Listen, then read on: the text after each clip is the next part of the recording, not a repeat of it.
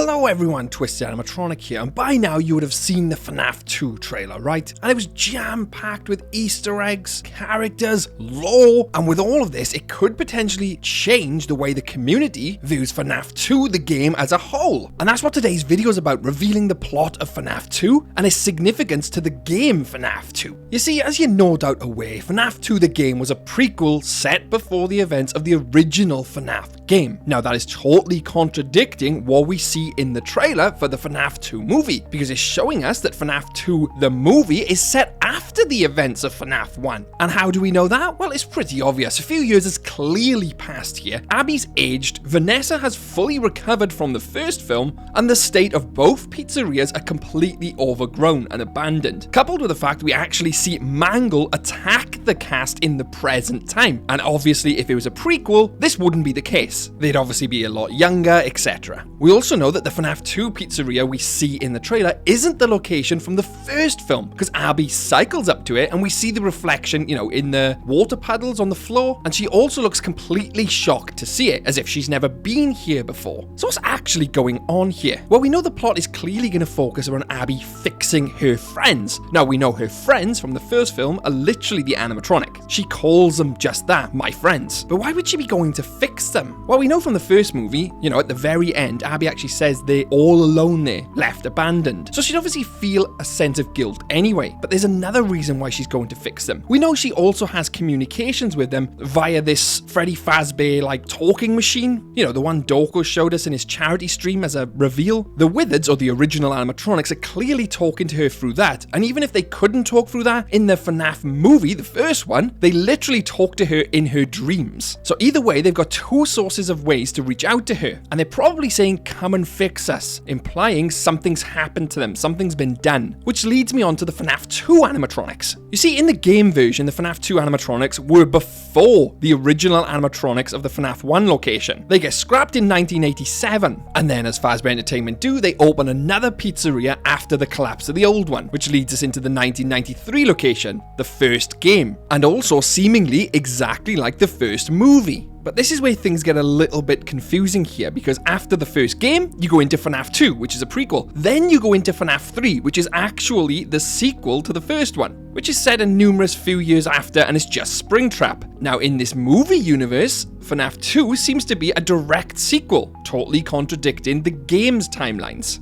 Unless they do a lot of flashback scenes like we're kinda seeing in the trailer. They're doing a lot of flashbacks when FNAF 2's pizzeria was open, the toys were there, William Afton was there. This would explain his voice in the trailer where he's counting down showtime, he's talking normally. This would explain his past, the real MCI, where he killed the children and stuffed them into the suits. The ones Abby's trying to save. Throughout the film, we're gonna see these various flashbacks to 1987. I mean, we kinda see one with Vanessa's looking down a hall, and you see William Afton standing at the end of it, and it's clearly some type of flashback scene, because all the doors are flapping left and right, like a supernatural scene going on, and she's pointing a gun down this hallway, and she's probably just imagining this, thinking back to the past. This then confidently explains why we see this Faz Fest, with there's loads and loads of people around this huge festival, loads of hype. This was Freddy Fazbear's Pizza in his heyday, the peak of his popularity. Because if it was during the present day in the movie, that wouldn't be the case. The abandoned pizzeria wouldn't even be there. It'd be bustling full of people. We know because it's abandoned, it's no longer popular. So seeing this Faz Fest, popular, bustling full of people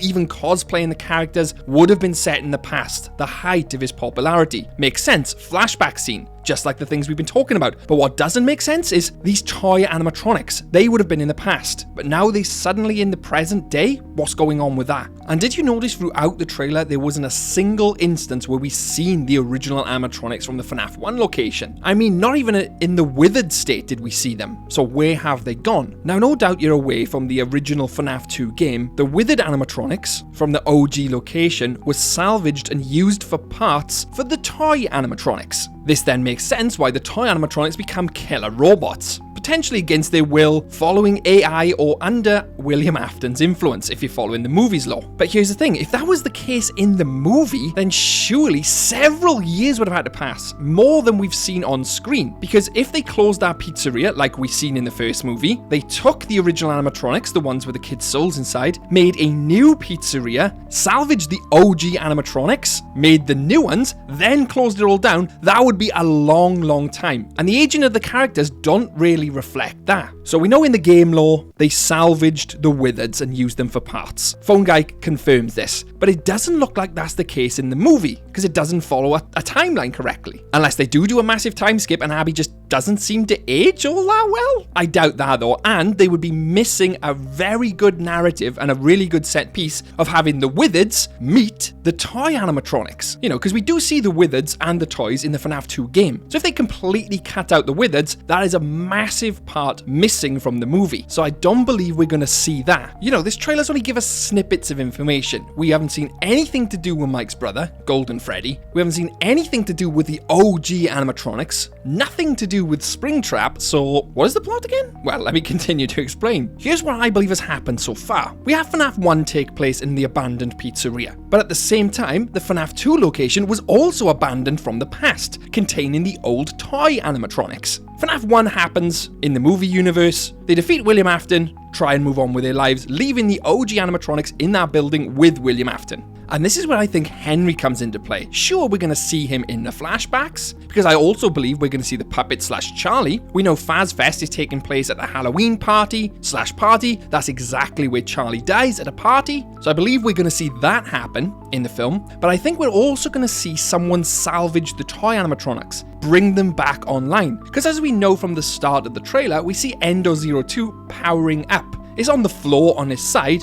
indicating it's been left unpowered for a while, but then seemingly turns on. Someone has gone to the old FNAF 2 location and turned the toy animatronics back on, or has salvaged the Withereds for parts, repaired the toy animatronics from when they were left abandoned, combined them both, and now they've gone on a killing spree around the town. That would explain the toy animatronics being in the present day and not in the past, because we know from the games, in the past they were dismantled, never to be seen and reused again. But in the film, they're seemingly alive in the present day. The only way that is the case is if someone brings them back online from the past and repairs them, either repairing them in themselves or by repairing them using the OG animatronics, transferring their souls into these toys. That could then confidently explain why they need help, why they need to be fixed. They've been put inside these toy animatronics against their will, killing again when they were seemingly left at peace from the first one, and the only one who can save them and the only one they can communicate with is Abby. But no, if that was the case, that would mean we wouldn't see any withered animatronics at all in FNAF 2, because they would have been salvaged to parts and used in the toy animatronics. That's a huge missed opportunity for the film, and I don't think they would do this new movie without showing some of the old animatronics. Now think back to FNAF 2 the game. The toy animatronics were installed with a special type of software and system. They've spent a small fortune on these new animatronics.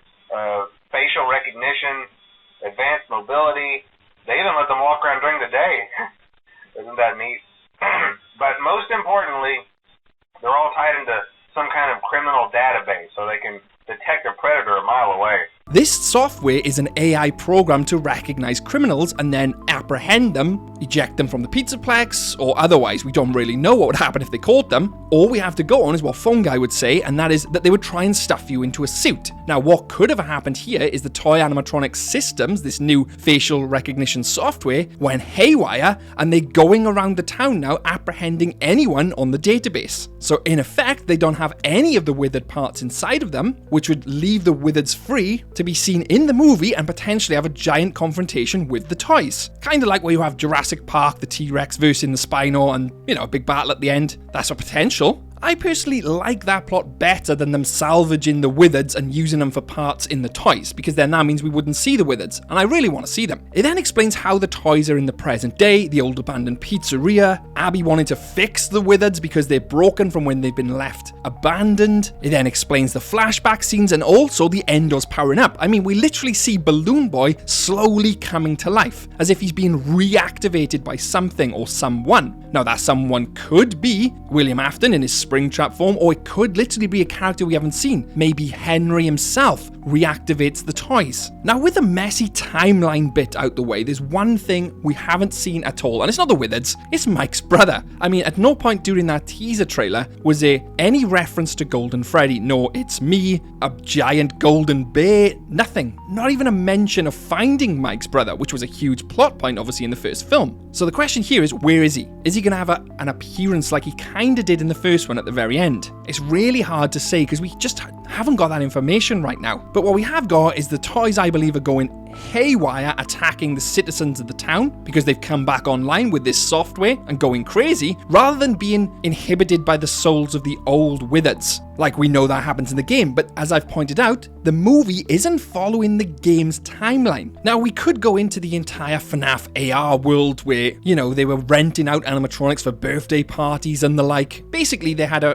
animatronic rental service and would send out the animatronics when they were hired to people's birthdays. Rather than people going to a pizzeria, the animatronics were going to them. I don't believe that to be the case here because, one, that game was set way in the future. Although it does explain the animatronics out in the wild, so to speak, I don't believe that to be the case here. We see the old pizzeria. We know that they came from that pizzeria and are just out and about in the town. With that being said, I'd love to know whether you agree or disagree with my plot thoughts. Let me know in the comments below. I read every single comment. And as always, thank you so much for watching till this very end. It does really mean a lot to me. And if you enjoyed it, hit the like button and subscribe. Massive thanks to my members who are on screen now. You keep the pizzeria lights on. With an extra special thanks to Lauren and Renna Fox and our Twisted Fazbear CEOs Circus Bay and Penguin Lover 12. As always, I'm Twisted Animatronic. Stay safe out there, superstars.